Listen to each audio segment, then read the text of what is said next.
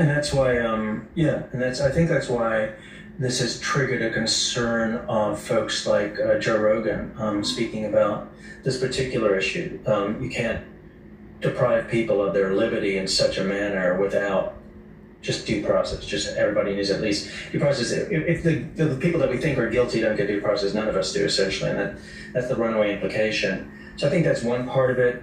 Now, just recently in the last week, the ACLU did, and Democracy Forward, which I anticipated. So just briefly, that habeas corpus, people who are in prison, people who are sent to jail by the United States. So they are entitled to review habeas corpus. That is the due process. That is not the regular due process that you get under the Constitution, where you can have a trial. That's two different things, which they have not explained. If you're an illegal migrant and you get locked up, they have to be able to say, well, this is who I am.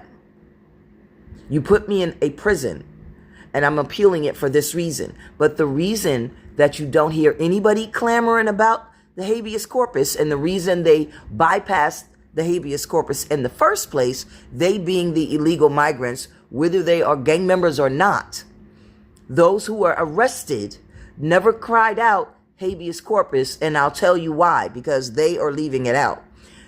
Under habeas corpus, you don't have to be brought back. It's just a government reviewing your application.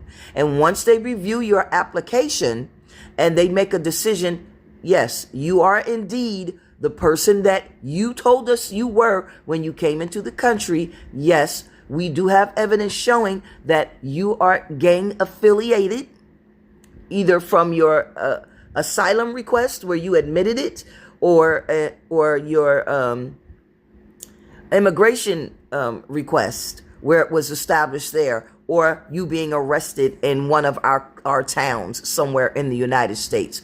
All they have to do for habeas is review the application. The government, they do not have to be brought back. And that is why the United States did not order Trump to bring them back. They did not give a direct order. Okay, you did not give them their due process under habeas as an inmate, as a prisoner. So therefore, we are ordering you to do that now.